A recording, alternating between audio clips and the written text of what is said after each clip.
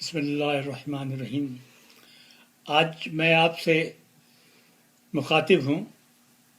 کئی بار آپ نے میرے اور بھی ویڈیو میپل ٹی وی کے ذریعے سے آپ تک پہنچے ہوں گے، اور اس میں نے پاکستان کے متعلق اور پاکستان کے بنانے کی وجوہات اور اس کے مستقبل کے بارے میں بہت سے اپنے خیالات کا اظہار کیا۔ آپ نے، مجھے امید ہے کہ میرے اس سے آپ نے اس کو پسند کیا ہوگا۔ مگر آج میں آپ کو ایک بڑی آج کل کے دور کی جو پاکستان کی صورتحال ہے اس پر ایک بات بتانا چاہتا ہوں۔ اس پر آپ غور کیجئے کہ ہم آخر پاکستان اس وقت کیوں مجبور نظر آ رہا ہے ان لوگوں کے سامنے جو کہ دنیا میں اور پاکستان کے قانون کے سامنے بھی مجرم قرار دی جا چکے ہیں۔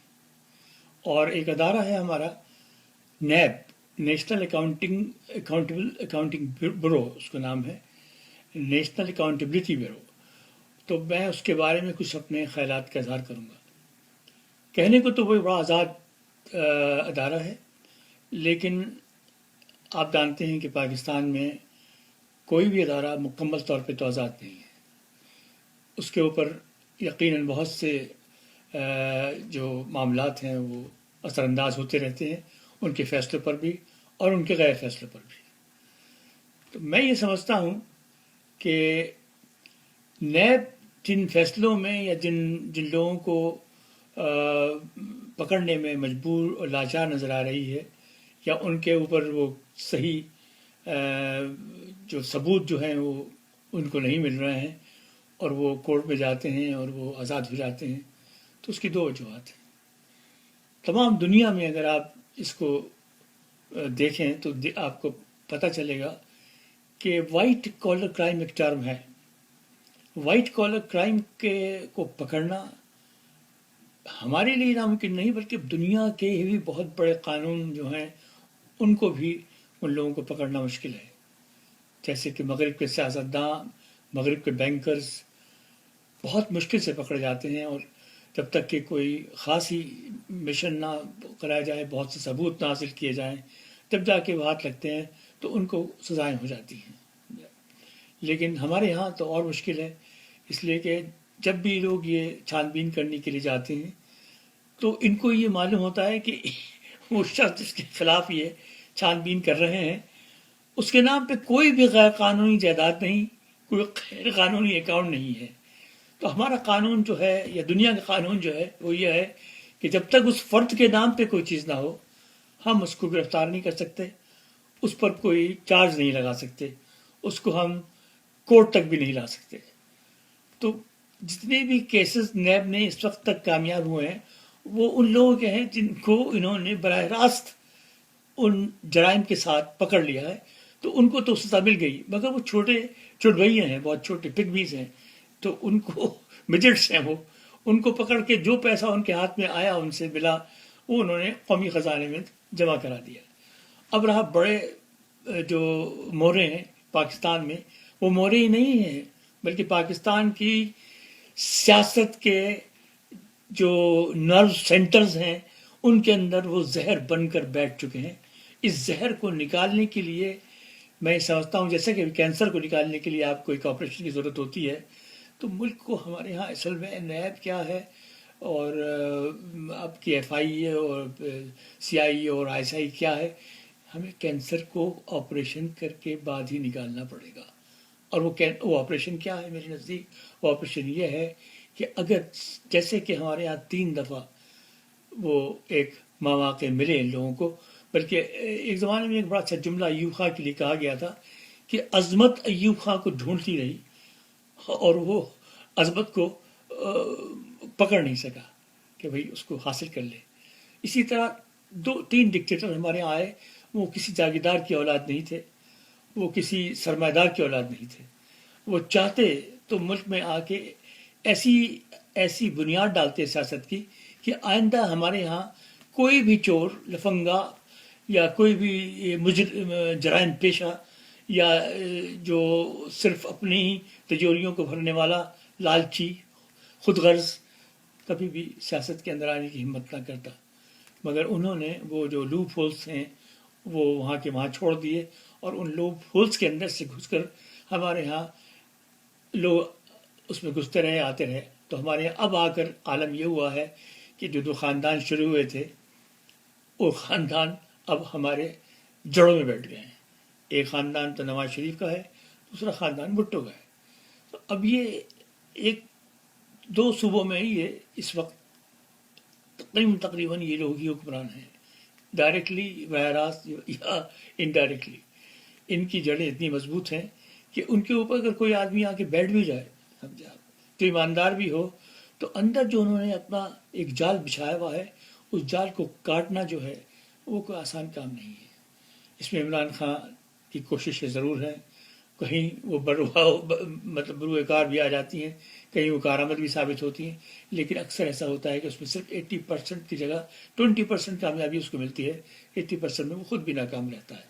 اس کی وجہ یہ ہے کہ وہ جو ایک خرابی ہے, وہ خرابی اتنی ہے کہ اس خرابی کے لیے پھر میں جملہ اختیار کروں گا کہ اس کو قلع قمع اس کا کرانا صرف ایک بہت ہی طاقتور تلوار, بہت ہی تیز تلوار سے ہو سکتا ہے.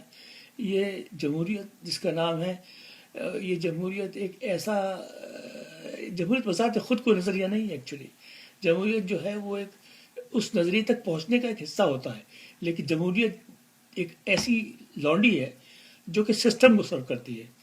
تو ہم نے یہ اندازہ لگایا کہ پاکستان کو ٹھیک کرنے کے لیے دو سسٹم جو ہے ان کی مرمت بڑی ضروری ہے. ایک جاگیردار نظام جس کے اندر سرداری نظام بھی کو بھی شامل کر لیں آپ, دوسرا ہے ان سرمایہ داروں کا نظام جو کہ ٹیکس چور ہیں, جو کہ بزنس اپنی ذاتی تجوریوں میں بڑھنے کے لیے دیتے ہیں, ٹیکس ادا نہیں کرتے اور امیر سے امیر ترین ہوتے چلے جاتے ہیں. اس کے نتیجے میں عوام جو ہے وہ غریب سے غریب تر ہوتے چلے جاتے ہیں. تو یا تو اسٹرانگ ٹیکسیشن سسٹم ہو جہاں پکڑے جائیں, لوپ ہول پیچ کیے جائیں ٹیکسیشن سسٹم کے, اور ادھر سے جاگیرداری نظام کو جو لینڈز کی اونرشپ ہے وہ ان لوگوں کو دی جائے محض کہ جو خود کاشت کر سکیں.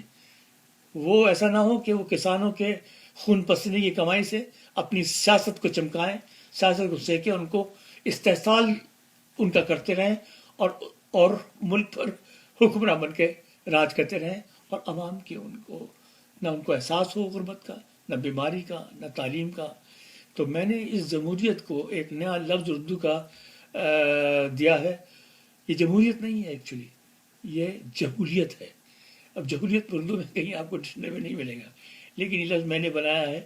پتہ نہیں آپ کو پسند آئے گا نہیں آئے گا, لیکن اس کا مطلب یہ ہے کہ جب تک کہ جہالت ختم نہیں ہوگی تو اس علم نہیں ہوگا تو شعور پیدا نہیں ہوگا. علم کا اور شعور کا جو ہے وہ رشتہ ہے جیسے دستانے کا ہاتھ سے ہوتا ہے. تو لہذا میں صرف اتنا کہوں گا کہ صرف آپ جو عوام ہیں, خصوصاً میں موجودہ ہی میری آواز عوام تک پہنچ بھی رہی نہیں ہو, یا انہی چند لوگوں کو اس کلاس کو پہنچ رہی ہے جو کہ آلریڈی اس کو مطلب دھکا دینے میں مصروف ہیں. ہاں اگر میری آواز واقعی نیچے مطلب بقول فیض کے جو ریل بانوں کے پاس اور رکشہ چلانے والوں کے پاس اور کسانوں کے پاس, سمجھے, وہ جو کسان ہیں جو کہ مطلب مالک ہے زمین کا, اس کے پاس, تو وہ پھر اپنی حقیقت کو سمجھے, اپنی طاقت کو سمجھیں. یہ لوگ یہ ان کے ہاتھ میں جب تک کہ عوام کے وسائل نہیں جائیں گے.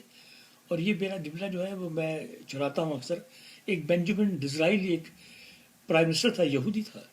اس نے ایک دفعہ ایک بڑا اچھا جملہ کہا تھا جس نے جمہوریت کو آپ کے سامنے بالکل بہت ہی آسان لفظوں میں سمجھا دیا آپ کو کہ ملکوں پر صرف وہی حکومت کریں گے جن کے ہاتھوں میں اس ملک کے وسائل ہوں گے. اب آپ صرف اپنے سوال پوچھئے کہ اس ملک کی زمینیں, اس ملک کے بزنس کن لوگوں کے ہاتھ میں ہیں, تو وہ آپ کو فوراً جواب مل جائے گا کہ وہ عوام کے ہاتھ میں نہیں ہے. عوام ان کے خون پسینے سے اپنا بہا کر ان کی تجاریوں کو, ان کے غلط کاریوں کو, ان کی منی لانڈرنگ کی مدد کرتی ہیں, اور وہ خود بعض دفعہ ایک 3 وقت کی روٹی کے لیے مجبور ہیں, اور کچھ صبح کو ان کو ملتا ہے تو شام کا نہیں ملتا, شام کا ملتا ہے تو پھر صبح کا نہیں ملتا. اس طرح کی وہ زندگی گزار کر خوش رہتے ہیں. اور جب وہ ان کو بیوقوف بنانے کے لیے میدان میں اترتے ہیں تو وہی لوگ اسی پھٹے پرانے کپڑوں میں ان کے لیے ڈھول لے کر بھنگڑے کرتے ہیں، ناچتے ہیں، گاتے ہیں. مجھے ان کے ذہن کی، ان کے استحصال پر مجھے رونا آتا ہے اور مجھے افسوس ہوتا ہے کہ ہم کب جاگیں گے. ہمارے پاس تو اتنے خوبصورت اصول ہیں، اتنے خوبصورت ماڈل ہیں، جس کو عمران خان اکثر کہا بھی کرتے ہیں ریاست مدینہ. حالانکہ وہ معیار بہت اونچا ہے، اس معیار تک پہنچنے کے لیے تو میرے خیال سے صدیاں گزر جائیں گی شاید نہ پہنچ سکیں. لہذا کچھ تو معیار زندگی گزارنے کے لیے کوئی اچھی گھر، اچھی تعلیم، اچھے اسپتال، اچھی سڑکیں، اچھے گھر ہم عوام کو دے سکیں، یہ خواب ہے. اور امید ہے کہ آپ مل کر ہم سے